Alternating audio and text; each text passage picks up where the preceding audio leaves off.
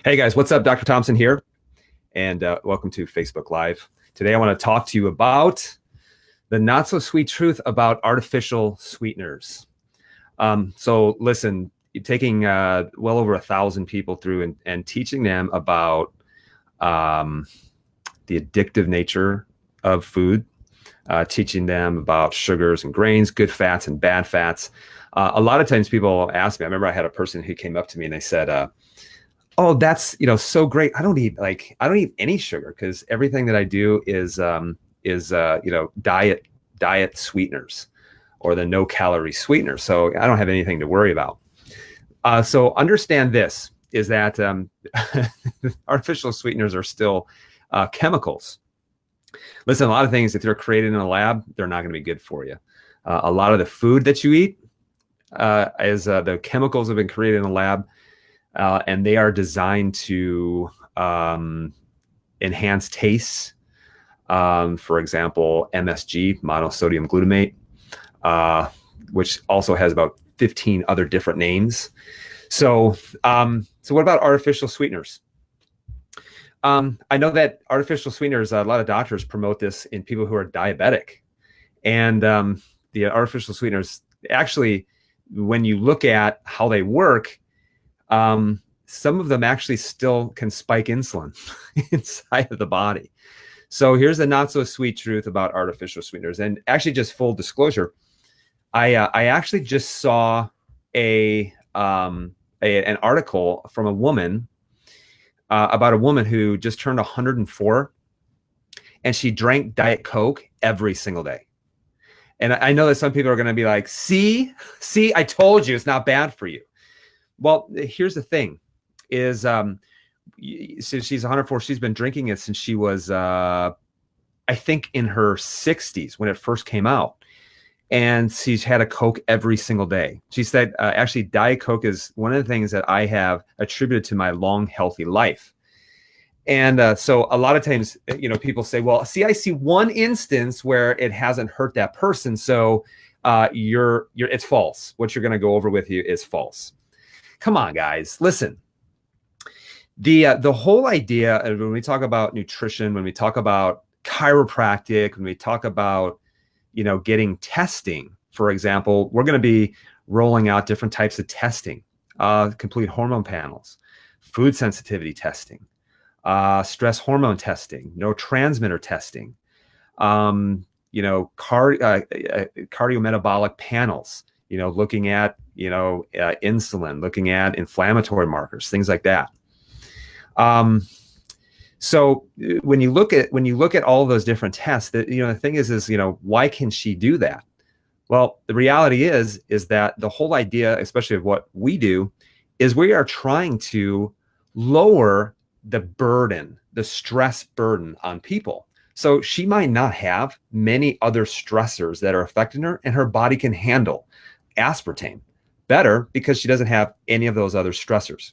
But here's the thing. Most people are walking around and they have problems. They have inflammation that's taking place, spinal nerve system. That's what controls everything inside the body. They may have inflammation in their gastrointestinal system. They may have all of these different inflammatory processes that are coming on, which means it just continues to burden the body. And it means that you can't handle artificial things, obviously, as well. So do I believe that artificial sweeteners should be avoided at all costs? Yeah, pretty much. That's what I think. But let's talk about the truth behind artificial sweeteners. So, hey, have you ever seen this before? The reason why I know this is because I actually did this. You go through the drive-through, and listen, back in my former day, I would go in and I would say, hey, I want a cheeseburger, large French fries, 3 chocolate chip cookies, and a drink. Oh, make sure it's a Diet Coke because I don't want all those calories. And so the reality is when you look at any kind of artificial sweetener, my question is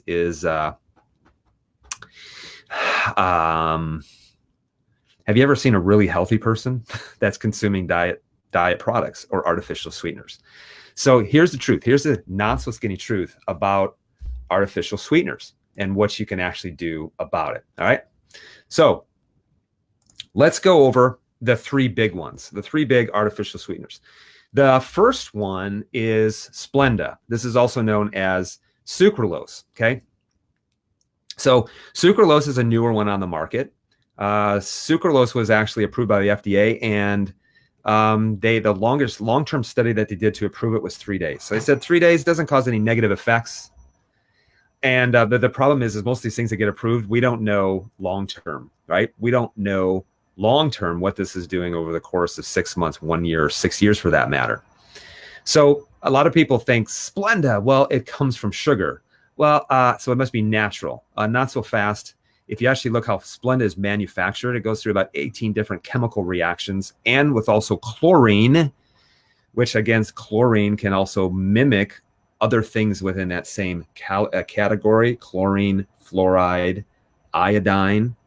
So what they found is, and this was in the Journal of Toxicology and Environmental Health, they reported that rats that were fed large doses of Splenda or sucralose, similar to the daily intake of Splenda approved by the FDA, over 12 weeks, so about 3 months, they found significantly lower levels of beneficial gut bacteria compared to the control group. So what do you mean by this gut bacteria? This is what is known as your microbiome. Microbiome, this is the beneficial bacteria that actually lives in your gut that specifically helps to keep your immune system strong. Your gut also is involved in a lot of other things, serotonin production and some of your dopamine production too, which is why when you ask someone who suffers with depression, hey, tell me about your sleep and tell me about how your digestion, a lot of those people have had a lot of digestive issues for years. So what's my take on Splenda? Not good. Next one, aspartame. This is also can be known as amino sweet. So aspartame has been around for a long time. And actually, the one that has gotten the most complaints by the FDA as far as food additives go is aspartame. So the thing with aspartame is that this affects the neurological system the most. And the reason why is because aspartame breaks down into free glutamate. This is a neurotransmitter. These excite neurons, specifically in the brain. So glutamate excites neurotransmitters. There's another food additive that's called MSG, monosodium glutamate. This is also a food additive that enhances the flavor of food that also breaks into free glutamate. And basically what it does is it makes your brain do this. So why do you think there's so many neurological issues over a long term? So listen, you constantly excite those neurons. Eventually, they're going to get stimulated to the point where they actually die. Now, here's the next one, acesulfame potassium. So this is also known as ACE-K. A little bit newer on the market today. And it's probably very popular because it's got the least amount of scientific scrutiny. A lot of times when you look at a lot of diet products, they're going to combine acesulfame potassium with aspartame or with sucralose. So they'll combine it. Now listen, ACE-K contains what's known as methylene chloride. Again, you see the chlorine, chloride. So this is known as a VOC, volatile organic compound, that's known to cause things like nausea, mood problems, some types of cancer, impaired liver and kidney function, problems with eyesight, and actually I have a research article that says that it can be linked to autism. So if that's not enough, actually research set in 2017 said that ACE-K or acesulfame potassium actually caused weight gain. It actually caused weight gain in mice. And one of the reasons why is because the mechanism is if you actually have something that's artificially sweetened and you actually consume something that's sweet without the corresponding calories, then what happens is you don't have these neurochemical pathways shut off, like ghrelin, for example. And so what you see is that you see that hunger even though you've gotten the sweetness, but the hunger mechanism never shuts off. And they actually found that, people who consume artificial sweeteners actually eat more total calories throughout the day than if they just would have had their sugary sweetened beverage. So here's the takeaway: ditch the diet products. Nothing is ever going to be good that was created in the lab. Make sense? So begs the question, what about artificial sweetener, or what about natural sweeteners? Okay, natural sweeteners. The first thing is this. So a lot of times when people are like, well, I'm not eating any sugar, but I'm eating tons of raw agave nectar.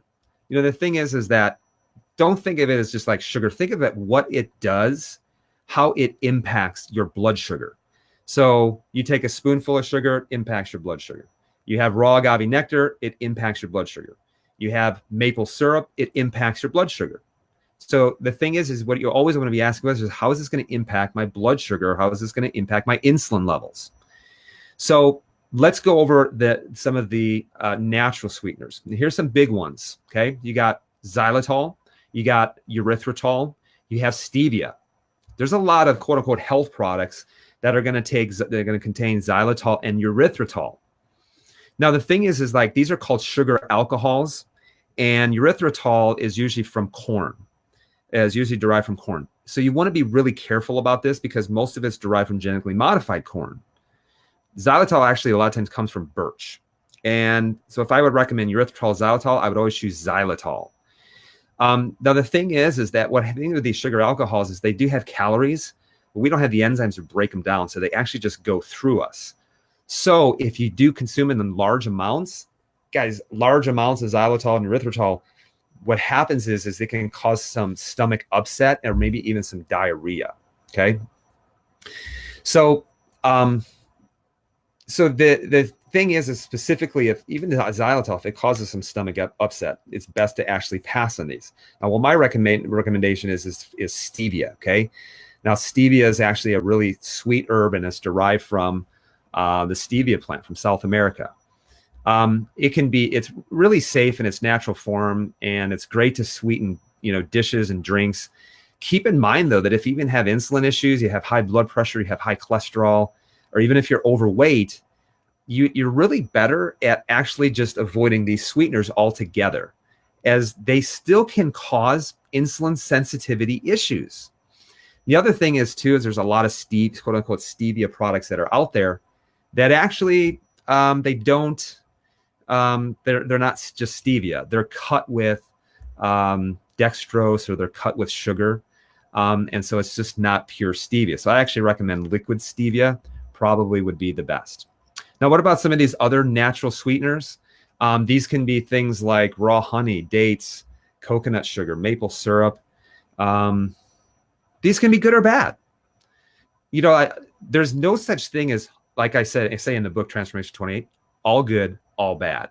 There's no such thing as that, because everybody is going to be different. So it just depends on, some of the testing that you can do. It depends on, how much you exercise. So some people can have raw honey and they're totally fine. But so you got, all of these different natural sweeteners. The thing is if you're trying to, lose weight, you have insulin sensitivity issues, high blood pressure, you have high cholesterol, it's best to avoid them altogether for now, and then consider adding them back in moderation, of course, down the road. Okay. So that also begs the question, because a lot of people like diet sodas and diet pops. There's energy drinks that contain diet, or artificial sweeteners. So people always say, hey, what on earth should I be drinking, Dr. Nate? I don't know. This is obvious. Try water. So, and how much should you drink water? Listen, everyone's different. People say, you need to drink tons of water. I actually don't believe that you need to drink tons of water. You do have a thirst mechanism inside of your body. Some people who just gobble down tons and tons and tons of water, and they're also mineral deficient, can cause its own kind of problems too. So I think that water is going to be great. What about coffee or tea? Yeah, I think it's okay too. Just don't add all of the sugar and the cream, the creamers with bad and damaging fats in it. One thing you can add to your coffee is add unsweetened coconut milk, or some like virgin coconut oil to increase your healthier fats in it. But remember, water should always be your main source of hydration, especially if you have some issues with your adrenal glands, because you don't want to be pumping a bunch of caffeine into your system. Okay. Now, there's another thing out there. Kombucha is a great source too. So I love kombucha. The other thing too is you have Zevia. So have you ever heard of Zevia? Zevia is it's basically a carbonated pop, naturally sweetened with stevia. Last time I checked, it did have erythritol in it. However, it didn't actually come from genetically modified corn. So that's another option. But again, water is always going to be best. So hey, hope this helps about the skinny, the not so skinny on artificial sweeteners. And guys, as a reminder, kicking off January 19th, this is our first T28 challenge of the year. We have a ton of people right now that are going through our no sweat consultation and getting them on board on the T28 challenge. Our last challenge back in October, 18 pounds in 28 days. Listen, I'm going to be honest with you. The weight, I'm not really as, the weight's not the issue. The weight's not the end all be all. I know that it motivates people, and people do like to see a decrease in body fat. They like to see the abs. However, the thing is if you lose weight but don't get healthier in the process, it really doesn't matter. So if you want to lose weight, cut your calories, still eat bad, and you lose weight, you'll look better, but you won't be healthier in the process. So last challenge, 18 pounds in 28 days. Our early bird deadline, actually, we've extended it to this Friday. So if you do it before Friday, it's $50 off. So the cost of the challenge is $200. That includes a $100 gift on the day of the event. So I'm telling you, with what we give you, I think next time we should make it more expensive.